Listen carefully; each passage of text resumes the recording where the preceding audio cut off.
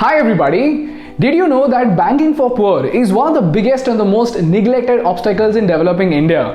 While on one side we have an India that is at the pinnacle of the fintech revolution, the other India is neglected to such a large extent that about 20% of the Indian population does not even have a bank account. Now on the outside, for most of us, having a bank account or getting a credit card might not sound like a big deal. But you know what guys?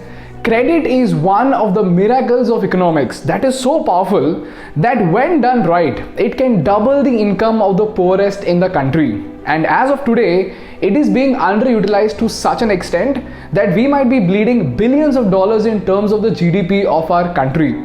So the question is, what is so special about credit and how can it double the income of poorest in India? And most importantly, how can we build the next generation of banking system to uplift the poor of our country?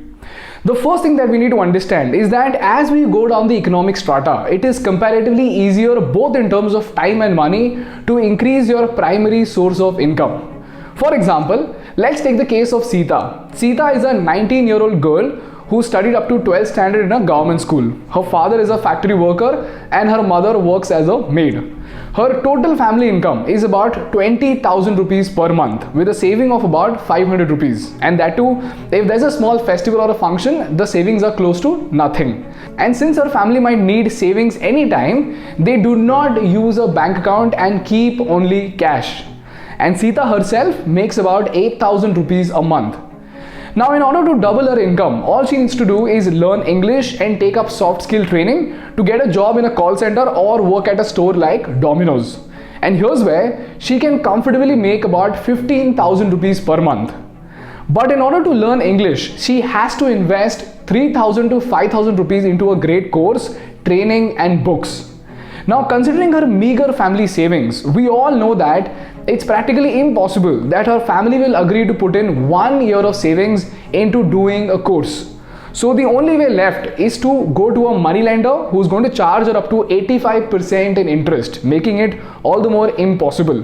And getting a loan is very difficult because Sita does not have a salary slip, she does not have a credit history, and most importantly, her bank account itself has been inactive for years. Therefore, Sita cannot pursue an English course, and hence lack of 5,000 rupees credit would cost her an opportunity that can uplift her entire family within just 90 days. Similarly, Mrs. Sheetal is a single mother who works as a factory worker with a salary of about 20,000 rupees per month. She has sold all of her assets and put in all of her savings to make her son study in an engineering college. And she encounters a situation wherein during the placement season, that is in the 4th year, the college decides to hike up the fees by 15,000 rupees. And this puts Mrs. Sheetal in trouble. Now, do you realize what's going to happen? Again, Mrs. Sheetal will have no other option but to beg from relatives, go to a moneylender, or worst case, her son will have to drop out for a year. And as we all know, dropouts in India do not get a job easily. Therefore, because of just 15,000 rupees, her son will be refrained from applying for a job that would have given him an annual income of about 3 to 5 lakh rupees. This is how crucial credit is at the bottom of the pyramid. And the stories that I told you are not just two individual stories, but a representation of millions of poor people in our country. And these are the people who do not have access to the financial services as easily as we do. And this concept of providing financial services to the lower income people is what we call as microfinance. But you know what guys? As of today, the banking system in many ways has not been able to develop a system that can make these financial services easily accessible to the poor. And there are 3 valid reasons for that. Number 1, providing microloans is not seen as a profitable or a viable venture by the banks. Number 2 is a lack of digital identities, and that is most people do not have valid IDs or addresses and hence cannot be trusted. And last and most importantly, there is currently no way to determine if a person who is taking a loan is or will be capable of paying back the loan or not. Why? Because when it comes to a person like your maid, they do not have a credit or a transaction history because they neither have a credit card nor do they use their bank account frequently. So it's almost impossible to determine the credit worthiness of an individual, and therefore they cannot be given a loan easily. In fact, today there are a few PSUs and charitable trusts that actually calculate this credit worthiness by manually doing a background check of every individual through investigation and through multiple research. But even then, this is neither a scalable nor a reliable model. So if you see, the peculiar problem that we have over here is that the people who need microloans do not have a credit or transaction history, and the people who have a credit or transaction history, that's people like you and me, we don't need microloans as much as 5,000 rupees. So the question is, how do we build a banking system that can issue microloans to people without a conventional credit history? And most importantly, how do we determine the credit worthiness of such individuals? The answer to this question lies in a breakthrough innovation that's happening in Africa. And the technology that they're using is none other than the revolutionary blockchain technology. To tell you about it, Ethiopia is one of the poorest countries in the world. The condition of Ethiopia is so bad that 15.9% of the population is still living in extreme poverty. And the systems in this country are so corrupt that people cannot even rely on banks or judiciary. Now, with such a broken system, giving people a bank account is obviously not a solution. And this crisis is not just limited to Ethiopia, but is being faced by multiple countries in Africa. In those countries, in fact, the situation is even worse. And Ethiopia is one of the fastest growing countries in Africa. So you can imagine what's happening to the rest of the countries. Well, guess what? In April 2021, the Education Ministry of Ethiopia officially declared that it will collaborate with IOHK, which is the parent company of a blockchain called Cardano. And together, they plan to build a robust identification system, eventually to lay the foundations to redefine the way banking is done in Africa. Now listen to what I'm saying very, very carefully. After its launch in 2015, Cardano's cryptocurrency ADA has seen a meteoric rise in market cap and has touched $35 billion. And this blockchain came to limelight after Elon Musk made an announcement saying that Tesla won't accept Bitcoin due to environmental concerns. And this is when the world started to look for more sustainable blockchains. And that is when Cardano came to the limelight. Why? Because Cardano is 1.6 million times more energy efficient as compared to Bitcoin, which makes it all the more suitable to be used in poor countries like Ethiopia. And IOHK plans to deploy a tool called Atala Prison, which is built on the Cardano blockchain to revolutionize the fundamental systems in Ethiopia. And from what we know, it's going to be implemented in multiple phases. The first phase will focus on providing digital identities to 5 million students, using which their academic credentials and their identity verification can be provided. And this is being done with the vision that the same IDs would be used to verify their citizenship and further also be used as a verification feature by financial institutions. Therefore, the first challenge of microfinance is being solved, and that is lack of authentic digital identity. The second phase is all about developing a traceable system to track peer-to-peer transactions.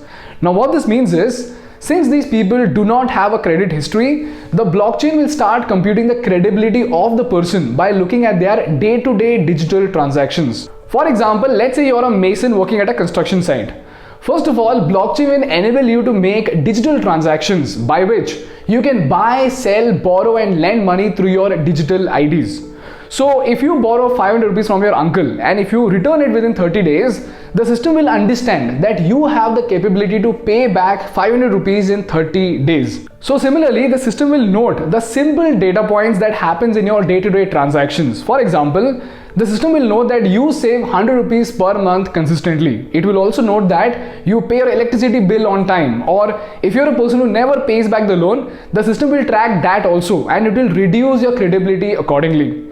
Therefore, by looking at the patterns of these micro transactions, the system will determine what is the credit worthiness of an individual. So the system understands that you have constantly saved 500 rupees per month, and hence the system will certify that Prakash is capable of paying back a 3000 rupees loan in 1 year because he has been saving 500 rupees per month consistently for 1 year. This is how the second challenge of microfinance can be solved, and that is lack of credit and transaction history. Eventually, when both these challenges are solved, automatically the third challenge also can be solved, and that is unviability and profitability of microfinance. Now in this case, the best part about blockchain is that all of this is being done without depending on a bank and is done in a decentralized system, which is non-hackable, non-corruptible, super efficient, and most importantly, it's sustainable for the environment. This is how a country like Ethiopia is envisioning to solve its crisis using the revolutionary blockchain technology. Now the question over here is, what are the lessons that we can learn from this case study to apply this system in India? Before we dive into it, I want to thank our resource partners CoinSwitch for supporting our content. CoinSwitch is a seamless application that enables you to buy and sell cryptocurrencies like Cardano's ADA and Ether in the easiest possible manner. And the one thing that I love about this application is that after downloading it, it took me literally just 5 minutes to buy Bitcoin and Ethereum last month. And this 5 minutes includes everything starting from KYC, bank verification, and all the way up to the final transaction. So let's say if you realize that suddenly the price of Cardano's ADA has fallen down, using CoinSwitch, even if you're not done with any of the formalities, you can complete your investment within 300 seconds. So if you're a beginner crypto enthusiast, I would highly recommend you to use CoinSwitch. But before you invest, just keep these 3 things into consideration. Number 1, do not consider crypto to be a get-rich-quick scheme. Number 2, keep an eye on the happenings around the world. And most importantly, my personal advice is you should invest only as much as you can afford to lose. So if you decide to invest 2,000 rupees, your financial conditions should be solid enough that tomorrow if you lose this money altogether, it should not affect your life in any way. So if this is very clear to you, you can go on to download the CoinSwitch app from the link given in the description and then go on to make your first crypto investment. Now let's talk about the lessons from the case study. People, there are 3 very important points that we need to take away from this case. Lesson number 1. Just like Ethiopia, the citizens of India at the bottom of the pyramid desperately need a reliable microfinance system. And we just cannot neglect these people because unlike us, for them 5,000 rupees is not pocket money but a question of survival itself. In our case, we saw that if Sita's father is able to get a micro loan of 5,000 rupees, she can upgrade from an 8,000 rupees salary directly to a 15 to 20,000 rupees salary. And this upgrade could transform the lifestyle of her entire family. So tomorrow if there's a medical emergency in her family, this difference of 8 to 10,000 rupees can be the difference between life and death itself. Lesson number 2. If this robust system of credit worthiness is built, a single mother like Mrs. Sheetal will be able to pay her son's college fees. And once her son is on the payroll of a corporate company with a 3 to 5 lakh rupees salary a year, then from that generation onwards, he will no longer need microfinancial services. So the system of micro lending needs to be treated as a pipeline to empower the poor rather than a singular profitable venture. Because in this case, the profit is not the interest that Mrs. Sheetal is going to pay on 15,000 rupees, but the taxes that her son is going to pay every single year with a 5 to 7 lakh rupees salary after he starts getting a promotion. Therefore, if at all the system is executed, we need to start looking at profits in the long term and not just the short term profits. And last and most importantly, if a country like Ethiopia, without a stable government, without a stable internet connectivity, and with one of the poorest populations in the world, has the audacity to experiment with blockchain, a country like India in that case is a paradise for this kind of technology. In fact, we are already 5 years ahead because we have amazing internet penetration, we've got rich financial institutions, and most importantly, we have a stable government in place. Therefore, it is time that we at least start experimenting, if not fully embrace the blockchain technology. Because in this case, it can give us the superpower to transform the lives of the poorest in India. If you think I make sense to you, then please share this video with as many people as possible. And if you learn something valuable, please make sure to hit the like button in order to make YouTube Baba happy. And for more such insightful business and political case studies, please subscribe to our channel. Thank you so much for watching. I will see you next time. Bye bye.